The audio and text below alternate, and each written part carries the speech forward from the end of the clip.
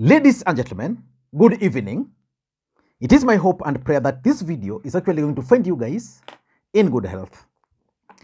Today has been a very long day, and Raila Odinga has addressed the nation. According to Raila Odinga, there were attempts on his life.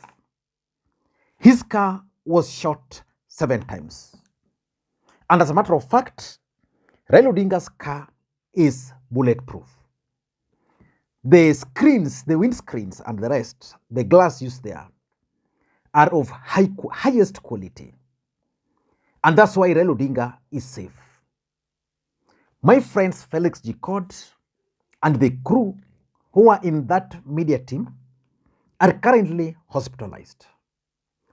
At least it was recorded and documented by John Alan Namu. Hopefully you've watched that video on the attempt of Raila Amolo Odinga.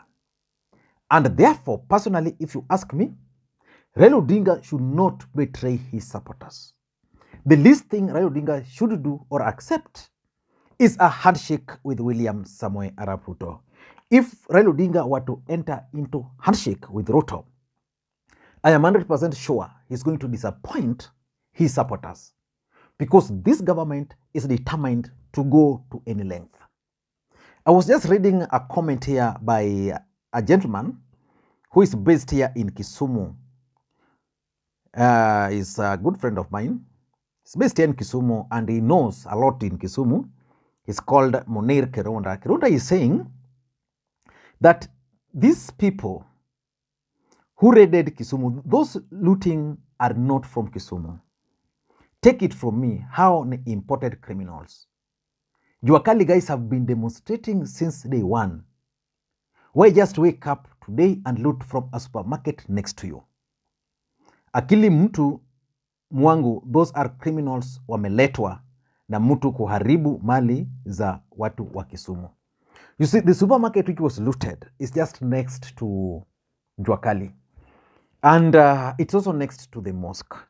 And it belongs to an Oria. The truth of the matter is that the Somali guys who live in Kisumu, who live in Siaya, who live in Migori, are so close to the people around here, you would not imagine this kind of thing happening to them. But let us not get into that for now. But personally, I strongly believe, and I'm 100% convinced, that this government can go to any length. And that's why I'm still doubting whatever happened in Siaya. There were criminal elements who were imported in Kisumu, and Anyang' Nyong'o was very right yesterday. And the reason why he didn't want the Mandamano here in Kisumu, according to his team, was that they had prior intelligence that individuals had actually been imported into the city to cause mayhem during the Mandamano. Let me ask you a question. Do you know Luos with the dead bodies? Can a Luo go to a mortuary? I'm just asking. Do you think a Luo guy can go to a mortuary and pick a table from the mortuary and go and use artisan? A Luo cannot do that. I know a Kalenjin also cannot do that. If a Luo has to do that, then they must have been imported or on high something. But let us not speculate. I want us to look at this meeting, which took place yesterday between Raila Amolo Odinga and US Senator for Delaware, who is called Coons. He met with Raila Odinga after meeting with Rigathi Gachagua. And because in politics, nothing happens out of mere coincidence, I want us to look at this particular meeting. This is what Raila Odinga had to say about this meeting. Had a great meeting this evening with US Senator Chris Crooks and his delegation to discuss political development in our country. So what these guys discussed is political development in the country. We had a fruitful discussion on the importance of upholding the Constitution and the rule of law in all activities. This is basically on the issue of demonstrations, and agreed to keep the channels of communications open. You can see here Raila Odinga and his team meeting with a senator.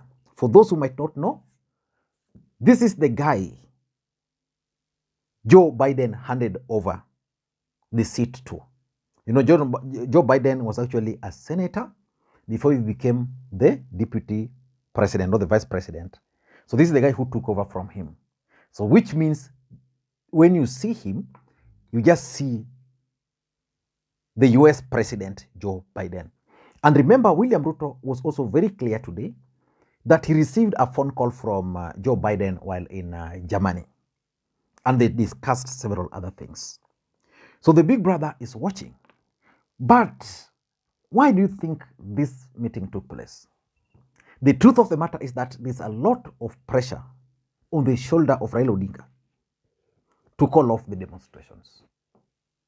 But the conditions are just too tight for Raila Odinga to do. One of the conditions these guys are putting is that he must accept William Ruto's presidency. That William Ruto won on the account that IBC declared him, and Raila Odinga challenged the ruling, the declaration at the Supreme Court, and then the Supreme Court upheld the win. So American government knows so well that William Ruto is their project. And they also know that they tried covering every other thing. So the first condition they're telling Raila Odinga, please accept that Ruto won the presidency. Because IBC declared him and the Supreme Court. For those who follow politics closely, if you read the statement by, I don't know whether I can get it, by the chair of African Union, let me just see, just give me a second, I look for it. Meanwhile, if you read that letter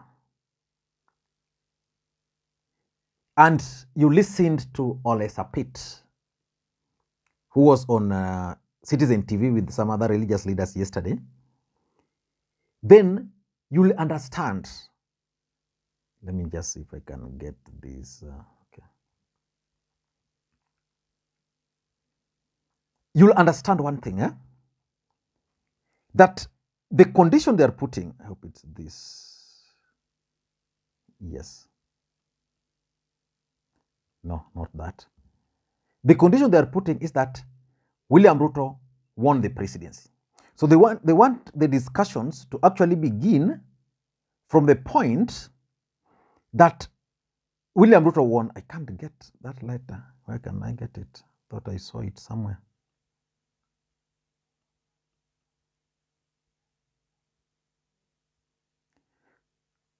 So in short, the African Union are saying that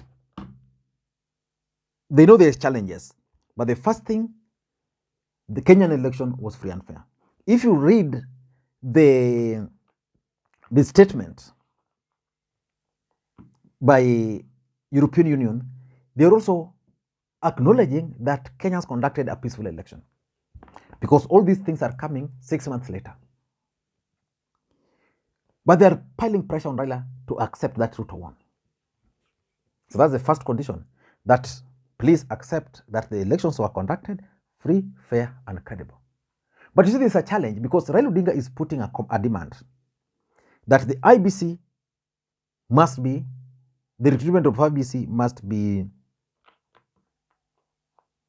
stopped, and that servers must be open.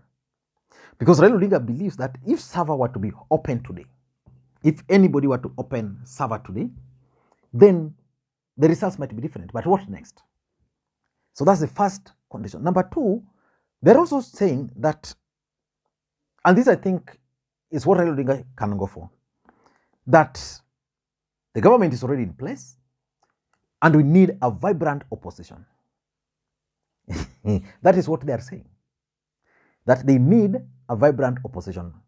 The vibrant opposition which Raila Odinga is currently offering, and they are sending police to maim his supporters. And that this office can be created through a negotiated agreement, through parliament. And that the holder, this is not what Ruto is saying, because William Ruto, according to what I know, has agreed. The challenge is Rigathi. Raila Odinga has agreed to talks. Challenge also is Rigathi.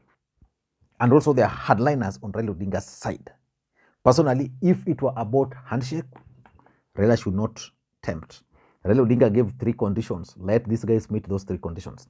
But they are saying that let us create the office of the official opposition. And for me, Raila Odinga must just insist that first thing first, whether Ruto won or not, the first thing, these 3 demands must be met. Let us reduce the cost of living. Okay. Let us lower, let us maybe return the subsidies. Cost will go down. Number 2, the IBC recruitment process must stop.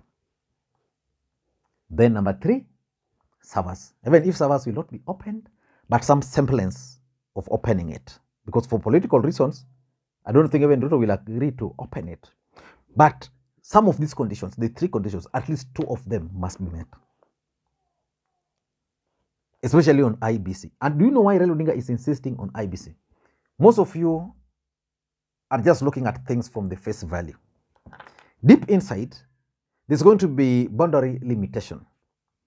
New boundaries are going to be created. So how are they going to be created?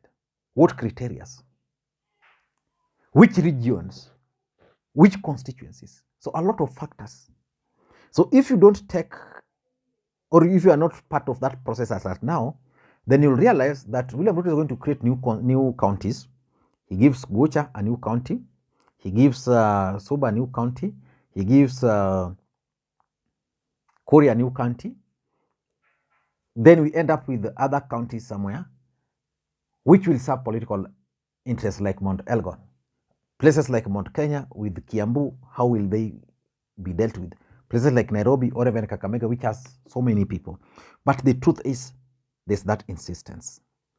And the US government are also telling Raila Odinga that it has to be a parliamentary-led initiative. Do it through parliament. And parliament, who controls? Ruto. Why? Azimio has the majority, but Ruto managed to twist some of them.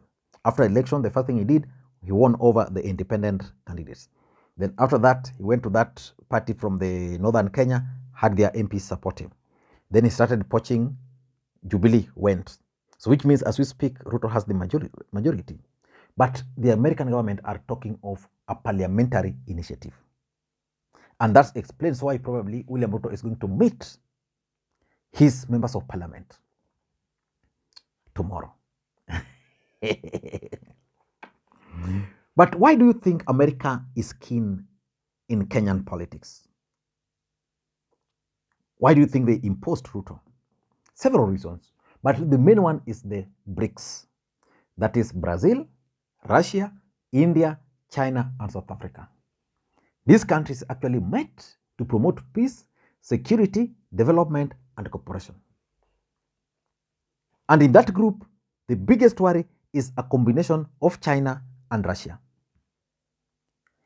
These countries want to come up with a common currency which they can use to rival dollar. They're already bringing on board the Middle East.